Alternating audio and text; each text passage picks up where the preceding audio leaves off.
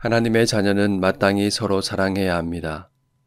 사도 요한은 서로 사랑하는지 아닌지로 사망에 있는지 생명에 있는지가 나타난다고 말합니다. 왜 우리는 사랑해야 할까요? 우리가 생명의 사귐 속에서 만나는 하나님이 사랑이시기 때문입니다. 우리가 하나님의 사랑으로 거듭난 생명이기에 그렇습니다. 우리 안에 거하시는 성령이 사랑이신 하나님의 영이시기 때문입니다. 그러나 우리는 사랑이 아닌 것을 사랑으로 착각하며 사는 경향이 있습니다. 말과 혀로만 사랑하는 것입니다. 예를 들면 이런 겁니다. 그는 아프리카 난민을 사랑하여 눈물을 흘리며 기도합니다. 그런데 선교위원회에서 의견을 달리하는 형제는 미워합니다. 십자가 앞에서 기도하며 주님의 사랑에 잠기지만 옆에 있는 형제에게 무관심합니다. 이런 것들은 고상한 사랑에 잠긴 자기 자신을 사랑하는 것일 수 있습니다. 사랑은 그런 것이 아닙니다. 주님께서 바로 그 말씀을 하셨습니다. 나의 계명을 지키는 자라야 나를 사랑하는 자니라고 하셨습니다. 그리고 서로 사랑하라는 새 계명을 주셨습니다. 사랑은 계명을 지키는 차원에서 이해되어야 합니다. 양을 지키는 목자가 생각만으로 양을 지킬 수 없습니다. 살펴보고 보살펴야 합니다. 지키는 것은 애쓰는 걸 말합니다. 하나님은 우리가 사랑하며 살도록 먼저 사랑을 보여주셨습니다. 행함과 진실함으로 사랑하셨습니다. 하나님은 말씀만으로도 우리를 하나님의 자녀가 되게 하실 수 있었지만 그렇게 하시지 않으셨습니다. 말씀이 육신이 되게 하셨습니다. 우리 죄를 아들에게 정하시고 십자가에서 우리 대신 죽게 하셨습니다. 자신을 주심같이 사랑하셨습니다. 이것이 하나님의 행하심이며 그 행하심의 진실함입니다. 그러면 우리는 구체적으로 어떻게 사랑해야 할까요? 사도 요한이 반면교사로 든 예를 보십시오. 재물을 가진 사람이 형제의 궁핍함을 계속해서 보고서도 도와줄 마음을 닫았습니다. 마치 바깥의 찬바람을 막으려고 창문을 닫는 것처럼 성령께서 긍휼히 여기는 마음을 주실 때 그 마음을 차단한 것입니다. 비슷한 상황에서 야고보 사도도 말했습니다. 만일 형제나 자매가 헐벗고 일용할 양식이 없는데 너희 중에 누구든지 그에게 이르되 평안히 가라, 덥게 하라, 배부르게 하라 하며 그 몸에 쓸 것을 주지 아니하면 무슨 유익이 있으리요. 이와 같이 행함이 없는 믿음은 그 자체가 죽은 것이라. 이런 사랑이 얼마나 공허한지 보십시오. 먹을 게 없는 형제가 일용할 양식을 주옵소서라고 하나님께 얼마나 기도했겠습니까? 만약 배부르게 하십시오 말만 하지 않고 먹을 것을 주었다면 무슨 일이 벌어질 순간이었습니까? 배고픈 형제의 기도가 응답될 순간이었습니다. 먹을 것을 주는 이의 손이 하나님의 손길이 될 순간이었습니다. 기도와 축복의 말 속에 계신 하나님이 체험될 순간이었습니다.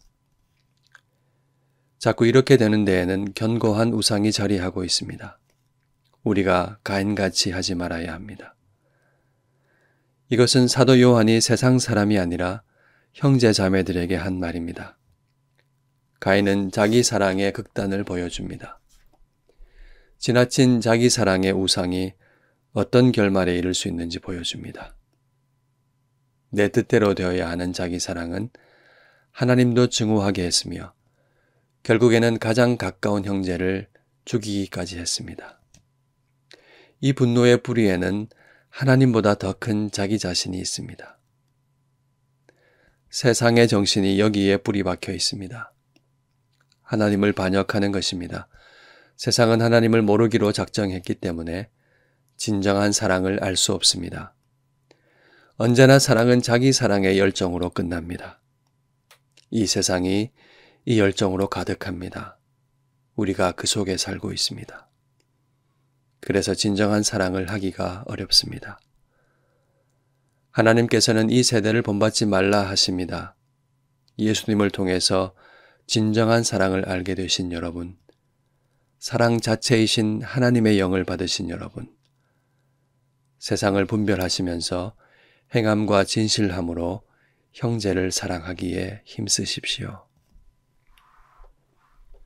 마지막으로 형제를 사랑하는 것이 우리 삶에 어떤 의미를 가지는지 알아야 합니다. 형제 사랑이 우리 삶에 어떤 역할을 합니까? 형제를 사랑함으로써 우리가 진리에 속한 줄을 알게 되고 우리 마음이 주 앞에서 확신을 가질 수 있습니다. 형제 사랑은 우리가 진리에 속하였으며 사망에서 생명으로 옮겨진 하나님의 자녀가 된 증거입니다. 그러나 이런 확신은 궁극적으로 우리 자신 때문이 아닙니다. 우리의 사랑이 완전할 수는 없습니다. 마음이 책망받을 때가 있습니다. 그럼에도 확신을 할 수 있는 것은 하나님께서 우리 마음보다 크시고 모든 것을 아시기 때문입니다. 하나님께서는 사랑하려고 애쓰는 우리의 중심을 보십니다. 마음에 찔림이 있는 우리를 오히려 위로하시며 격려해 주십니다. 흠이 많아도 그리스도 안에서 온전한 것으로 받아주십니다. 이렇게 하나님과 사귐을 가지는 사람은 주님의 격려와 위로를 받으며 점점 책망할 것이 없는 사람으로 변화되어 갑니다. 이렇게 자신을 깨끗하게 하는 사람은 하나님 앞에서 담대함을 얻고 은혜의 보좌 앞으로 더욱 나아갈 것입니다. 마음이 청결한 자는 복이 있나니 그들이 하나님을 볼 것이며 하나님을 뵙는다는 것, 사귐의 장면입니다. 사귐 속에서 보게 되는 하나님은 어떤 하나님일까요? 사랑이신 하나님입니다. 그는 하나님을 만나면서 무엇을 구하게 될까요? 하나님께서 원하시는 것이 그의 소원이 될 것입니다. 그는 하나님께서 기뻐하시는 것을 간구하고 그렇게 살려고 힘쓸 것입니다. 그래서 22절이 이루어집니다. 무엇이든지 구하는 바를 하나님께로부터 받습니다. 이렇게 하나님과 사귐을 가질 때 우리가 받게 되는 계명이 바로 이것입니다. 그의 계명은 이것이니 곧 그 아들 예수 그리스도의 이름을 믿고 그가 우리에게 주신 계명대로 서로 사랑할 것이니라. 하나님의 자녀 여러분, 주님께서 주신 계명을 따라 서로 사랑하기를 힘쓰십시오. 사랑은 멀리 있지 않습니다. 우리 안에 있고 우리 곁에 사랑해야 할 사람이 있습니다. 내가 하는 일을, 내가 하는 말을 하나님께서 우리 삶을 붙들고 계시고 사랑으로 함께 하신다는 사실이 드러나도록 거룩하게 하는 것입니다. 사랑이신 주님을 믿는다면 우리 믿음은 언제나 사랑으로 나타납니다. 이로써 우리는 참 그리스도의 제자로 발견될 것입니다.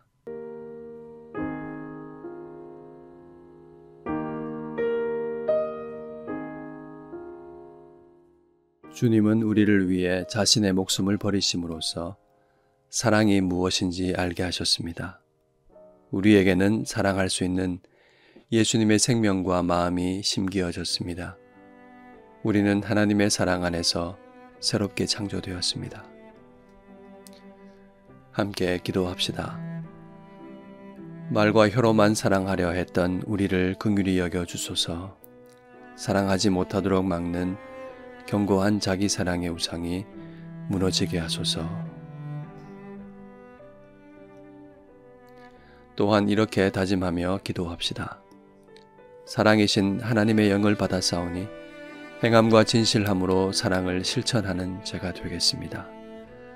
하나님과의 사귐 속에서 형제 사랑이 더욱 깊어지게 하시고 주님을 더욱 닮아가게 하소서. 기도하겠습니다.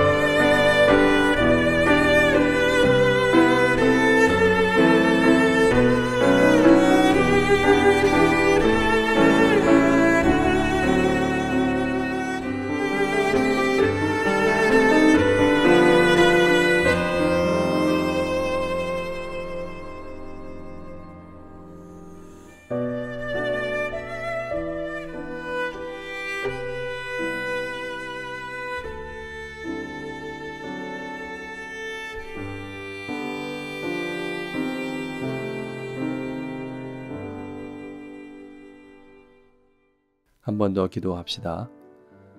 우리 교회가 서로 사랑함으로써 하나님이 어떤 분이신지 맛보아 알 수 있는 사랑과 섬김의 공동체가 되게 하소서. 간절히 기도하겠습니다.